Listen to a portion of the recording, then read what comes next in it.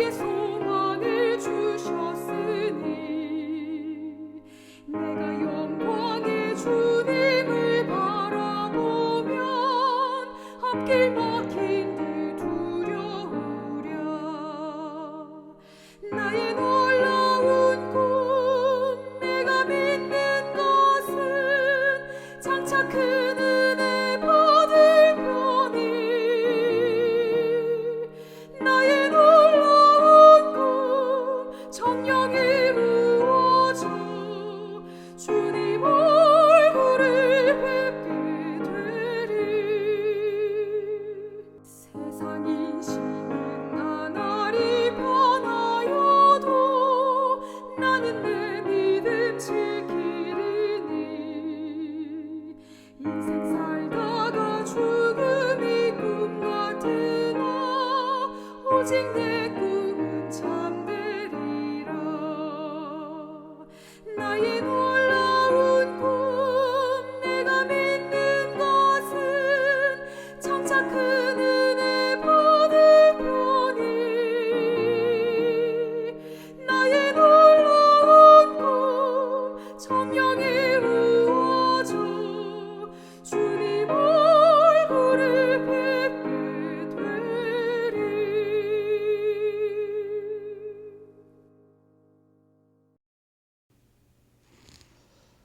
하늘에 계신 저희들의 아버지 하나님, 오늘 하루를 보호하여 주시고 이 자리에 불러주시니 감사합니다.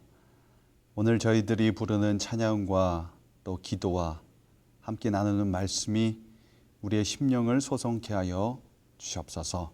이 시간 하나님의 영께서 함께하여 주셔서 저희들의 삶이 예수님을 조금이라도 닮을 수 있도록 인도하여 주옵소서. 이 모든 말씀 예수님의 이름으로 간절히 기도합니다. 안녕하세요. 반갑습니다. 오늘은 깨어진 꿈이라는 제목으로 우리 성도님들과 함께 말씀을 같이 나누고 은혜를 받고자 합니다. 창세기 37장 18절로 20절에 있는 말씀을 우리 다 같이 읽어보도록 하겠습니다. 창세기 37장 18절에서 20절입니다. 이렇게 자막 나오죠? 요셉이 그들에게 가까이 오기 전에 그들이 요셉을 멀리서 보고 죽이기를 꾀하여 서로 이르되 꿈꾸는 자가 오는도다. 자, 그를 죽여 한 구덩이에 던지고 우리가 말하기를 악한 짐승이 그를 잡아먹었다 하자. 그의 꿈이 어떻게 되는지를 우리가 볼 것이니라 하는지라. 요셉의 이야기입니다. 아버지 야곱이 이스라엘이라고 이제 표현이 되기 시작합니다. 요셉을 보냈어요. 100km 정도의 먼 여행이었습니다. 양치고 있는 형들에게 이렇게 보내는 거죠. 저는 이 장면을 보면서 하나님께서 아들 예수 그리스도를 이 땅에 보내는 장면을 생각하게 되었습니다. 꿈을 가진 자, 아버지의 사랑, 아버지의 음식을 가진 자, 이렇게 가는데요. 그러나 그 모든 것이 어떻게 됩니까? 거절당하고 버림받고 찢긴 예수님처럼요. 요셉은 그것도 모른 채 노래를 하면서 형들에게 갑니다. 요셉이 저기 멀리 오는데 형들이 이제 쑥덕쑥덕입니다. 저 자식. 형들이 서로 말하죠. 꿈꾸는 자가 온다. 꿈쟁이. 여기서 꿈꾸는 자라는 표현은 꿈의 주인, 꿈의 소유자라는 의미입니다. 꿈을 소유했다. 형들이 그 꿈을 이해했다면, 꿈에 관심이 있었다면, 정말 그 꿈이 하나님께로부터 온 것을 믿었다면 그렇게 말할 수가 없었어요. 전혀 관심이 없었습니다. 그리고 이렇게 시험합니다. 하나님께서 주신 꿈을 구덩이에 던지고 그 꿈이 어찌 되나 보자. 꿈을 버리자. 꿈을 한번 깨어버리자. 하나님의 꿈을 시험합니다. 하나님께서는요, 인류를 구원하기 위해 늘 꿈과 이상, 소망, 그리고 희망을 주셨습니다. 그러나 사단은 늘 그 꿈을 꺾고 없애려고 했어요. 구약 성경의 수많은 선지자들과 당신의 종들을 통해서 계속해서 기별을 허락하십니다. 그러나 사단은 늘 그 기별이 잘못되도록 그 꿈을 없애버리려고 그렇게 노력을 했습니다. 이사야의 예언, 미가의 예언, 그것이 마리아라는 한 여인을 통해 꿈으로 성취됩니다. 그러나 사단은 그 모든 것을 꺾기 위해 베들레헴의 아이를 다 어떻게 합니까? 죽입니다. 그것이 이제 계시록 12장에 또 반복이 되잖아요. 계속해서 사단은 인간이 그 하나님의 기별과 그 예언의 말씀에 관심이 없도록 계속 그렇게 해서 우리를 괴롭힙니다. 인류를 구원할 십자가는 온 인류의 꿈이었고요. 사단은 그 꿈을 꺾기 위해, 그 꿈을 버리기 위해 십자가를 이용했습니다. 사단은 오늘 어떻게 해서든지 우리의 삶에 그분의 나라에 대한 꿈을 말살시키려고 노력을 합니다. 아이들이 책을 읽는 사진입니다. 어느 나라 말로 책을 읽고 있을까요? 살펴보면은 이렇게 뭐 한자 같은 것이 보이는데요. 바로 일본 말입니다. 1930년대 일본의 민족 말살 정책 중에 하나입니다. 이른바 뭐라 그러죠? 황국 신민화 정책. 대일본 제국의 신민으로 천황폐하께 충성을 다한다. 그래서 어떻게 했습니까? 창씨를 개명하고 모든 조선어, 한국말 교육을 폐지시키고 일본말을 사용하게 하여 민족의 혼을 완전히 빼뿌려서 민족을 없애버리려는 계획이었습니다. 땅도 뺏기고요. 사상과 문화, 정신, 희망, 꿈까지 모두 찬탈하려 했던 사건. 우리의 대한민국의 과거입니다. 사단은 오늘 우리의 정체성을 흔들고 말살하게 하기 위해서 온갖 노력을 다합니다. 오늘날 우리 청년들뿐만이 아니죠. 우리 손에 말씀을 든 시간보다 스마트폰 더 오래 들고 있잖아요. 말씀이 우리의 우리의 생각을 지배하는 것이 아니라 스마트폰과 내 생각이 지배하고 있어요.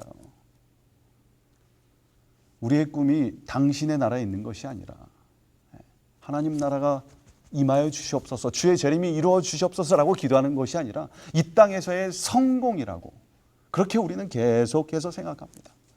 하나님의 뜻대로 사는 것이 아니라 내 뜻, 내 욕망으로 삽니다. 기도가 멈추어집니다. 남은 백성, 재림성도의 사명은요, 하나님이 허락하신 그 꿈, 그 예언, 그 말씀을 지켜내고 보수하고 성취하는 것입니다. 하나님께서 천사들을 통해서 일하시면 금방 하세요. 그러나 굳이 우리를 통해 일하시는 것은 우리를 사랑하시기 때문입니다. 무너진 데를 보수하는 자는 바로 우리예요. 하나님께서 허락하신 그 꿈이 우리 각자의 삶 속에 성취되길 간절히 바랍니다. 저도 그렇게 살겠습니다. 이제 형들이 요셉이 오니까 옷을 이렇게 벗기죠. 옷을 찢어버리고 구덩이에 던집니다. 그리고 이제 또 쑥떡 얘기해서 팔아버리죠. 그 장면을 이 부조화 선지자는 굉장히 감동적으로 묘사하고 있습니다. 가족과 떨어지고 혼자가 되었어요. 내 꿈이 산산조각 납니다. 요셉이 생각했던 인생은요, 팔려가는 그 애굽의 인생은 전혀 없어요. 그 가나안 땅에서 형들과 함께 사이좋게 살다가 형들이 회개하고 이스라엘이 형성돼서 12지파가 이렇게 만들어지는 그런 꿈을 가지고 살았는데 팔려갑니다. 그리고 무엇보다 하나님께서 주신 꿈, 하나님이 주셨잖아요. 근데 이 꿈이 성취되려면 애굽으로 가는 것이 요셉의 그 상황에서는 전혀 이해가 되지 않는 거예요. 그러면 하나님 나라도 없어지고 그 나라를 통해서 오실 메시아도 다 없어지는 것이에요. 산산조각 난 거죠. 완전히 깨져버린 것입니다. 우리의 계획이 깨어지고 무너질 때가 있습니다. 그런데 신앙하는 사람들, 하나님 믿는다고 하는 백성들, 그 사람들의 꿈이 좌절되면 정말 고통스럽습니다. 차라리 하나님 안 믿는 사람이 나아 보여요. 왜냐하면 내 꿈이 하나님 꿈이랑 이렇게 붙어요. 그럼 누구 꿈이에요? 몰라요. 근데 그 꿈이 깨어질 때는요, 내 인생 전부가 깨지는 것 같거든요. 그래서 신앙인들은 더 우울할 수 있어요. 더 아픕니다. 왜냐하면 하나님 때문에 생긴 기쁨과 소망 얼마나 높이 올라갑니까? 이만큼 올라가죠. 너무 좋아요. 말씀을 통해서, 교회 사역을 통해서 성도들과 교제를 하면서 너무 행복하고 좋습니다. 하나님께서 나에게 이러한 뜻을 허락하여 주셔서 이 뜻대로 살 때 얼마나 행복해요. 높이 올라갔기 때문에 이 높은 곳에서 떨어지면 어떻게 됩니까? 완전히 깨어집니다. 산산조각 납니다. 그런 경험 우리 성도님들 다들 있지 않으십니까? 있어요. 이게 죄가 들어온 세상에서는 한 번 이상은 하나님 때문에 행복했는데 하나님 때문에 좌절하고 낭망하는 경험이 생긴단 말이죠. 엘리야가 갈멜산에서 이방 선지자들과 싸워 승리합니다. 불이 내려오죠. 그 몇백 명의 그냥 이방 선지자들 얼마나 무서워요. 잘못하면 그냥 죽는데 하늘에서 불이 내려와서 승리합니다. 이제 됐다. 이제 타락한 이스라엘이 회복되고 하나님의 주권, 누굽니까? 그 당시 아합 왕이 가진 그 주권이 아니라 하나님께서 이 나라를 다스리겠구나. 온전해질 것을 기대했습니다. 그런데 형편을 보니 어때요? 변한 것이 없어요. 똑같아요. 우리 한 여자가 자기를 죽이려고 쫓아옵니다. 이세벨. 완전히 좌절하고 낭망을 하죠. 그것을 성경은 로뎀나무 아래라고 그렇게 기록을 하고 있습니다. 로뎀나무는 어떻게 생겼냐면 저도 본 적은 없는데 책에서 봤는데요. 이렇게 막 이렇게 잎이 있어서 그늘이 이렇게 잘 생기는 나무가 아니라요. 가시덤불 같은 나무예요. 그래서 그 밑에 있어도요. 그늘이 별로 없어요. 그 팔레스틴 지방은 사막 지역이 많잖아요. 그 밑에서 목이 마르고 뜨거워서 이렇게 힘들어해서 엘리야가 뭐합니까? 죽기를 간구합니다. 주여 죽여주소서. 저 더 이상 못하겠습니다. 갈멜산에서 올라갔던 그 뭡니까? 영광과 기쁨이 한순간에 없어지고 낭망하고 좌절하는 엘리야의 모습입니다. 왜냐하면 엘리야가 가졌던 꿈은 누가 주신 거예요? 하나님께서 주신 거잖아요. 엘리야 스스로 뭐 불 내려달라고 했습니까? 하나님의 뜻대로 한 건데. 하나님 때문에 갈멜산에서 승리했는데요. 올라간 만큼 떨어져 죽게 되었습니다. 그러나 그것이 바로 하나님의 아픔, 하나님의 상처, 십자가를 우리가 조금이라도 깨닫는 그 자리입니다. 예수님도 그렇게 산산조각이 난 자리가 바로 십자가의 자리이기 때문입니다. 가장 사랑하는 존재와 분리되고요. 하늘의 꿈을 가진 자가 이 바닥에 내려와서 떨어져 부서진 곳, 산산조각 난 곳, 깨져진 곳, 십자가입니다. 하나님은 엘리야에게 야, 일어나 임마. 힘내. 너의 사명이 있지. 넌 선지자야. 야, 내가 너 선지자로 불렀는데 이거 가지고 낙담할래? 그것밖에 안 되냐? 뭐 이런 말씀 하지 않으셨어요. 그 대신 뭐 하셨습니까? 떡과 물을 이렇게 주셨어요. 자다가 깼는데 또 뭐 주세요? 떡과 물을 주십니다. 우리의 꿈이 좌절되고요. 내가 생각했던 계획이 완전히 틀어질 때가 있습니다. 하나님 때문에 원래 그냥 나 혼자 살면 괜찮은데 하나님 때문에 더 상처받을 때가 있어요. 그게 십자가죠. 그때 하나님께서는요. 너 왜 이것밖에 안 돼? 이렇게 얘기하지 않으시고요. 그분이 뭐가 되신 거예요? 생명의 떡이 되셨어요. 생명수가 되셔서요. 그 예수님이 오늘 우리를 먹이십니다. 오늘 우리는 십자가의 자리에 있지만 상처의 자리에 있지만 그분께서 그 자리에 함께 하심으로 그분의 임재와 사랑으로 우리가 다시 소성케 되길, 다시 살아나게 되길, 일어나 걸을 수 있게 되기를 간절히 바랍니다. 이제 형들은 어디로 가요? 이제 집으로 갑니다. 드라마죠. 나중에 하늘에 가서 이 요셉의 삶을 이렇게 화면으로 보면 정말 재밌을 것 같아요. 형들이 집으로 갑니다. 그 요셉이 입었던 채색 옷에 피를 묻혀요. 이게 찢어지고. 야곱은 자신의 옷을 찢고 슬퍼했습니다. 성경에는 아들을 잃는 이야기가 많이 나오죠. 아들 죽는 이야기가 굉장히 많습니다. 독자 이삭을 죽이는 아브라함의 이야기. 그 10재앙의 마지막 재앙도 뭐였습니까? 장자의 죽음. 첫째 아들이 죽는 거예요. 아들을 잃은 다윗의 울부짖음. 압살롬아. 아들이 죽잖아요.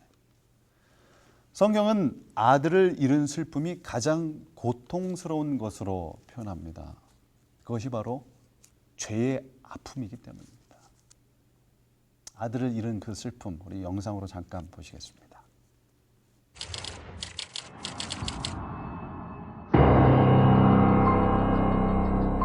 수학여행 간다고 준비 다 했거든요. 가방 사고, 옷 사고.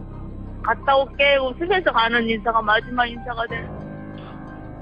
저는 제 어렸을 때도 일 나갔어요. 4살 때도. 그래서 항상 안쓰러운 아이예요. 아픈 손가락. 그런 딸이에요. 그러니까 평상시에 우리 가 어디 움직이거나 그러면 그러니까 전화를 자주 하는 아이거든요. 어제 저녁에도 계속 메시지를 주고받았어요. 없이 했으니까요. 그리고 13분에 통화한 게 마지막이거든요. 그냥 엄마 움직이지 말라고 그랬다고. 그래서 그 전에 통화할 때는 제가 그랬어요. 뭐가 보이니 그랬더니 창문에 물이 보인다는 거예요. 그래서 8시 한 20분, 30분 안 돼서 문자가 왔어요. 엄마 아직 도착 안 했다 제주도에. 그냥 안개는 그랬더니 안개는 힘이 약간 껴있다. 그게 마지막 저하고 만져 문자에서 그러고 나서 지금 문자가 안 돼요. 그러고 나서 속고 터졌어요 지금. 아빠하고 마지막 통화하고 배가 부르면서 뛰쳐나왔더라고요. 9번째 시신 된 거예요. 그때까지는 계속 방송에 나왔고.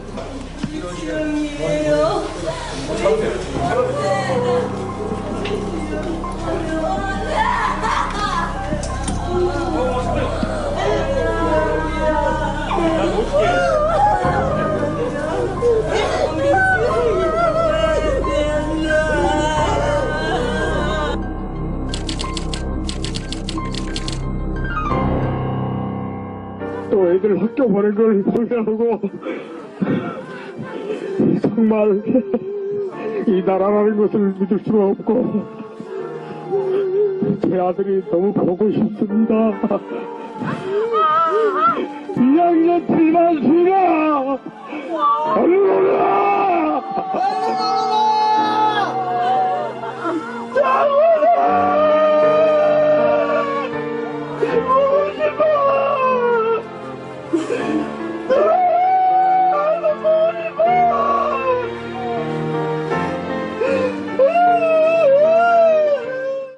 아들아, 보고 싶다 라고 외치는 팽목항의 아버지의 울부짖음. 아담이 죄를 지고 떠났을 때 에덴 입구에서 하나님은 그렇게 우셨는지도 모릅니다. 자기 목에 칼을 겨눈 아들 압살롬의 이름을 부르며 내 아들아 울었던 다윗처럼 말입니다. 형들은 울부짖는 아버지 야곱의 눈물에서 무엇을 봤을까요? 단순한 아버지의 슬픔이 아니라 그 슬픔 속에서 자신들의 죄를 봤습니다. 아들의 옷이 찢겨지고 피 묻은 옷, 아버지의 고통과 절규, 죄의 아픔. 형들은 아버지의 울부짖음, 아들의 찢어진 옷, 십자가를 봤습니다. 우리를 그토록 애절히 부르는 아버지 하나님의 마음을 깨닫게 되었습니다. 이제 뒤에 가서 요셉을 만났을 때 형들은 계속해서 누구에 대해 얘기를 합니까? 아버지에 대해 말합니다. 베냐민을 잃으면 아버지가 슬퍼하십니다. 아버지 때문에 안 됩니다. 차라리 내가 죽겠습니다. 내가 종이 되겠습니다. 옷을 부여잡고 우는 아버지의 모습에서 형들은 자신의 죄, 십자가의 자리, 회심하기 시작했던 것입니다. 제 아들입니다. 어제에 이어서 이제 시우 이야기를 하는데요.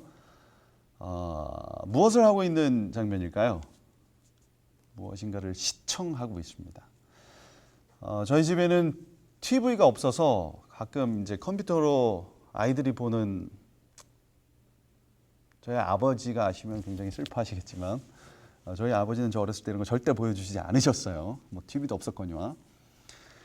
뽀로로나 이 폴리를 보여줍니다. 아시죠? 아이를 키우는 부모님들. 아이가 이렇게 보고 있을 때 제가 딱 들어가면 아빠 다녀오셨습니까? 이렇게 아들은 인사하는 게 아니라 아빠 가. 왜 그러죠? 제가 들어가면 자기가 하는 일을 못하게 할까 봐 그러는 겁니다. 우리가 죄 중에 있을 때 의도적으로 하나님을 우리는 거절합니다.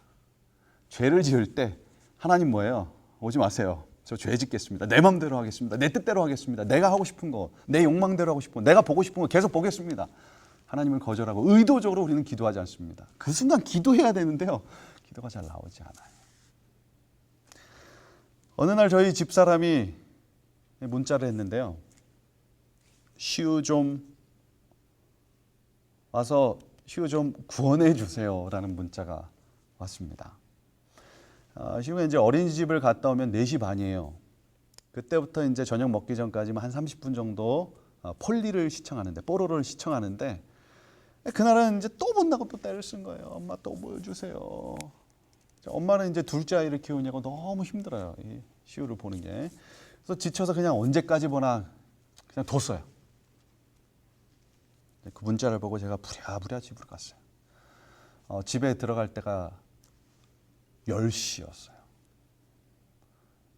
뭔지 모르지만 뭐 하여튼 벌레가 나오는 만화 영화를 보고 있어요. 그게 뭐 라바인지 부르미진지 뭐 정확하게 모르겠어요. 라바를 보고 있었어요. 몇 시부터? 5시부터 10시까지. 4살짜리 아이가 5시간 동안 저 사진처럼 가만히 앉아 있는 거죠. 제가 왔는데 온지도 몰라요. 제가 이렇게 안았어요. 시우야, 아빠 하나 더 볼게요. 또 볼게요. 또 본다는 겁니다. 눈이 시뻘개요. 바지에는요 오줌이 화석처럼 굳어져 있어요. 이게 화장실에 안 가가지고요. 제 심장이 벌컥벌컥 뛰기 시작했습니다. 분노가 올라왔어요. 첫 번째, 컴퓨터를 때려 부수고 싶었습니다. 이 컴퓨터 우리를 힘들게 하는. 두 번째, 이 라바를 만든 아저씨에게 가서 아저씨 왜 이렇게 재밌게 만들었어요? 라고 따지고 싶었고요. 세 번째, 이 아이를 내가 오늘 작사를 내서 그냥 매를 세게 대서 다시는 이렇게 하지 못하도록 해야겠구나. 그런데 저의 행동에 저도 놀랐습니다. 오줌으로 뒤범벅된, 망가진, 깨어진 그 아이를 꽉 안고 말했어요. 시우야, 미안해. 아빠가 지켜주지 못해서 미안해. 4살짜리 아이는요, 절대 라바와 뽀로로를 이기지 못합니다. 끊지 못해요. 한번 보기 시작하면 계속 보게 되어 있습니다. 우리도요, 사실 죄를 짓기 시작하면 절대 끊지를 못해요. 이기지를 못합니다. 사단의 유혹을 이기지 못해요. 그래서 우리의 삶은 많이 아프고 상처를 입은 것이죠. 하나님께서 율법을 주셨는데 우리에겐 율법을 지킬 힘이 없어요. 하나님을 자꾸 뭡니까? 거절하죠. 그게 우리 성향이에요. 그런 죄 범벅이 된 깨어진 우리를 벌 주기 위해서, 심판하기 위해서 예수님은 오신 게 아닙니다. 너 왜 못해? 뭐 하기 위해서? 우리를 안아주기 위해서. 추워 벌벌 떨고 있는 우리에게 옷 입혀주기 위해서. 우리가 못하니까 그분께서 해주신 거죠. 그래서 제가 이 아이를 안고서 화장실로 데려가서 씻겼어요. 씻기면서도 계속 이렇게 안아주고 문질러줬어. 시우야, 아빠가 미안해. 아빠가 같이 함께 해줄게. 요한복음 3장 17절에는요,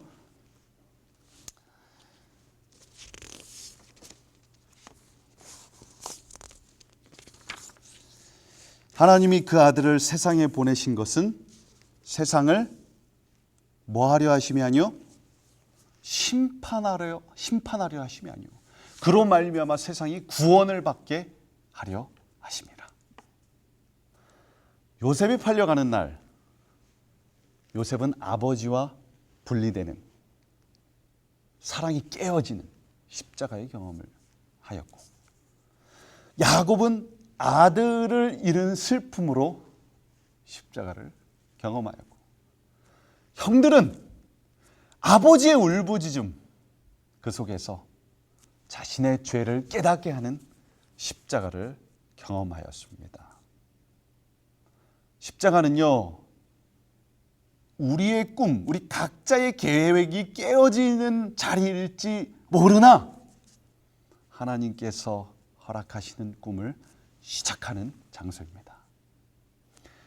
꿈을 이루기 위해 오신 예수님, 그리고 십자가로 그 꿈을 이루신 예수님, 그 예수님으로 오늘 우리의 상처가 희망으로, 꿈으로 변하게 되길 간절히 바라면서 말씀을 마치겠습니다.